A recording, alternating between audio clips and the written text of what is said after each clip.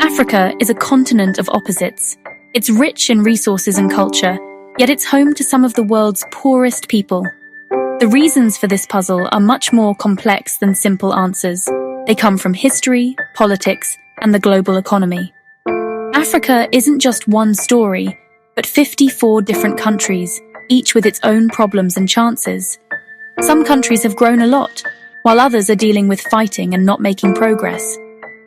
To understand Africa's economy, we need to see how diverse it is and how it really affects over 1 billion lives. The question isn't just why is Africa poor, but how to create a fairer, more stable world by fixing big problems. By looking at the main reasons, we can help solutions that come from within and unlock Africa's huge potential. Before it was taken over by other countries, Africa had powerful empires like Mali and Great Zimbabwe. These were centers for trade, learning, and culture. When European countries took over in the late 1800s, they redrew the borders without much thought for the people already living there. This planted the seeds for future problems. The colonial rulers focused on taking out resources, not on helping the local economy or building strong systems. This made countries rely on just a few things to sell, making them weak when global prices changed a lot. Getting independence brought challenges like building a country from divided groups and weak systems. Political problems, civil wars, and corruption often followed, all because of this difficult past. The fight to get past this colonial history still shapes how Africa's economy and politics work today. Africa's huge natural resources like diamonds, oil, and minerals should have led to lots of good things for everyone. But instead, many countries have faced a resource curse, where the wealth causes corruption, fighting, and slow economic growth. Money from resources often only helps a small group of rich people, which makes governments less responsible and starts power struggles.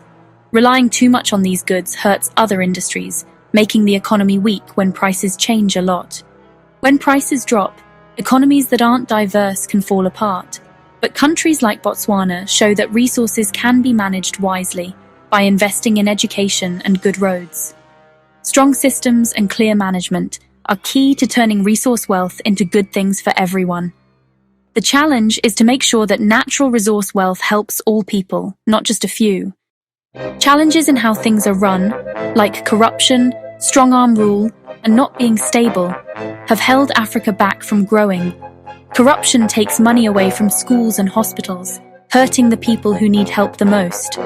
Fights over who has power and who gets resources have caused civil wars and political violence, ruining economies and societies. Many years of leaders with total control often put their own interests before the country's progress, stopping democracy and people being held accountable. But now, many countries are trying out democracy and building stronger systems. Regular people and new tech are helping citizens demand clear rules. Even though there are still problems, the move towards better leadership gives hope for the future. Stable political systems that include everyone are key to unlocking Africa's money-making power. Our foreign aid has saved many lives and brought help, but its long-term impact on development isn't clear. Aid can create dependence and shift government's responsibility from its people to the donors. The rules that come with loans have sometimes forced cuts in healthcare and education, hurting the poor.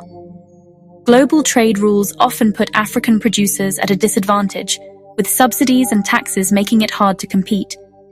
Africa remains a supplier of raw materials, missing out on the profits from processing and manufacturing. Moving up the value chain, like making chocolate instead of just cocoa, is super important for creating wealth. The African Continental Free Trade Area is a big step, aiming to boost trade within Africa and help with industrial growth. Fairer trade and investing in industries are key to Africa's economic change. Africa's economic story is super diverse. Each country has its own path. Botswana turned its diamond wealth into success with good management and by investing in its people. The Democratic Republic of Congo, even with tons of resources, is still poor because of fighting and corruption. Rwanda rebuilt after the genocide, focusing on coming together, fighting corruption, and growing with technology. Nigeria, Africa's biggest economy, is rich in oil but struggles with corruption, big gaps between rich and poor, and safety issues. But Nigeria's tech and creative industries show the continent's go-getter spirit. These examples show that leaders, how things are managed, and what investments are made shape results more than just having resources. Success is totally possible, but it means getting past some really tough problems. Africa's future depends on using its amazing variety, talent, and new ideas. The story of Africa is changing, from problems to solutions, driven by local leadership and innovation. Good governance, transparent, accountable institutions, is the foundation for progress. Investing in people, especially education and health for Africa's young population, is super important. Economic variety and making more things will break the cycle of depending on raw stuff. The African Continental Free Trade Area opens up new chances for trade and investing. Using technology can help Africa skip traditional steps in getting better. Paying for Africa's future means using money from within the country and using the African people living abroad instead of relying on help from others. With a young population and growing political smarts, Africa is ready to shape its own century of success.